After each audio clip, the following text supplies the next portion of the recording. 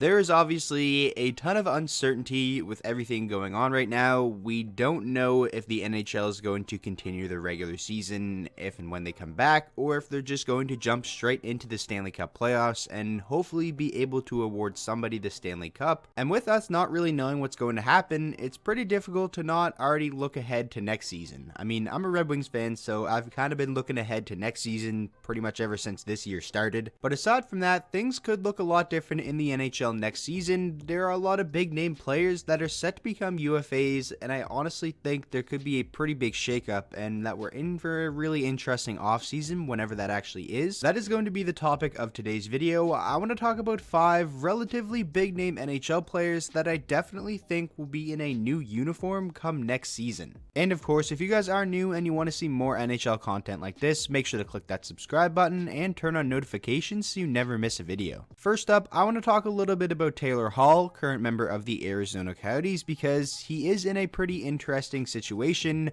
where come next season, he could potentially be playing on his 3rd different team in under a calendar year. And that is pretty crazy to think about, especially a player the caliber of Taylor Hall. In the NHL, you rarely see stuff like that happen. But when it comes to Taylor Hall, I don't see him re-signing with Arizona before he's able to weigh his other options. This is a guy who has had little to no team success in his entire 10.5 season NHL career. Hall has played just 5 playoff games and played 627 regular season games. At this point, that has to be taking a toll on him, and you can bet in free agency he's going to sign with a team that can obviously pay him what he believes he's worth, and also a team that puts him in a good opportunity to have sustained success, because he did make the playoffs one year in New Jersey, but then after that it was back to the bottom of the league. It is going to be super interesting to see what happens with Taylor Hall. On the open market, you can bet he's going to be a very coveted guy, not so much to the level that John Tavares was when he was a UFA, but I definitely think he's going to have a lot of meetings.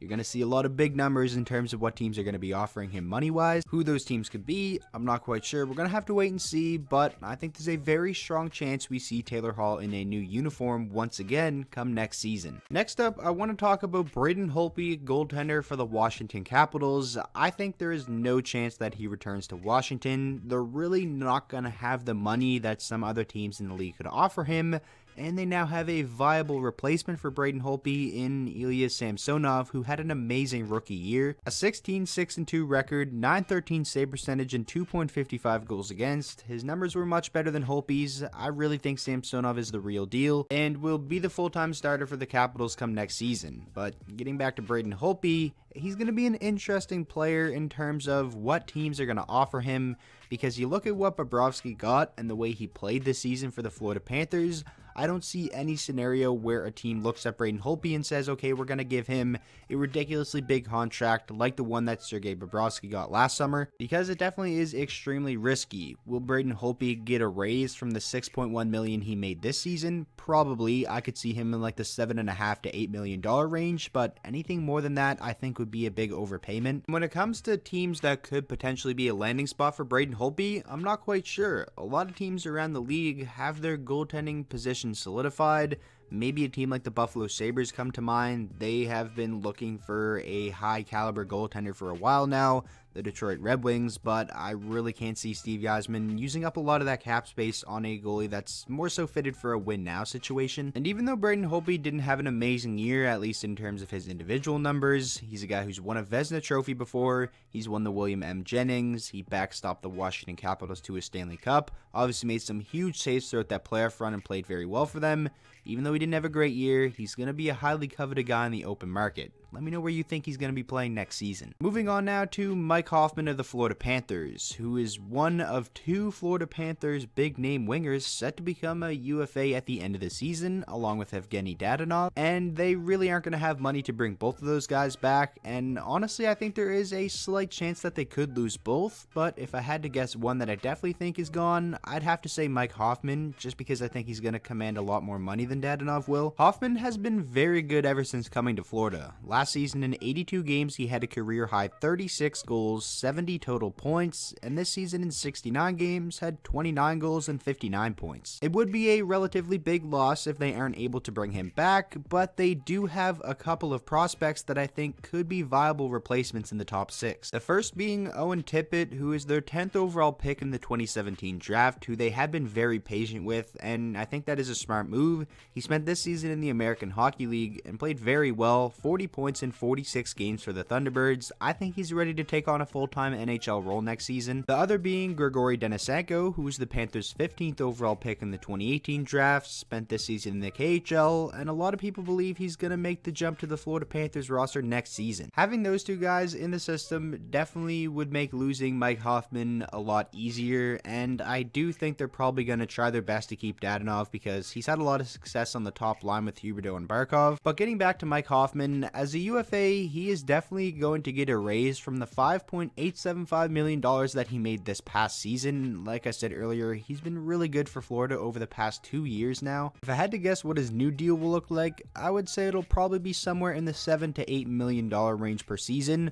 which I think would be pretty good for Mike Hoffman, especially if he continues to play like he did the past 2 seasons with Florida. As far as what team could be a good fit goes, I would say Arizona, especially if they lose Taylor Hall, and basically any team that needs a little bit of an injection of scoring on the wing. But let me know your prediction for what team he's going to be playing for next season down in the comment section below. Next, we got to talk about Big Buff. It recently came out that him and the Jets have reached an agreement to terminate the remainder of his contract. And after that, a lot of people said his time in the NHL is probably done and they think he's going to retire. But if that was the case, then why would he leave so much money on the table? He wouldn't do that just to help the Jets and free up some cap space for them, at least I don't think, because the rumor was that the relationship between him and the Jets organization was just unrepairable. And that is what ultimately led to the contract termination, so Dustin Byfuglien can now choose where he wants to play this summer, and I definitely think that is what's going to happen. The risky part about signing Dustin Byfuglien is he is just coming off of foot surgery, which is why he missed a good chunk of last season and didn't play at all this season,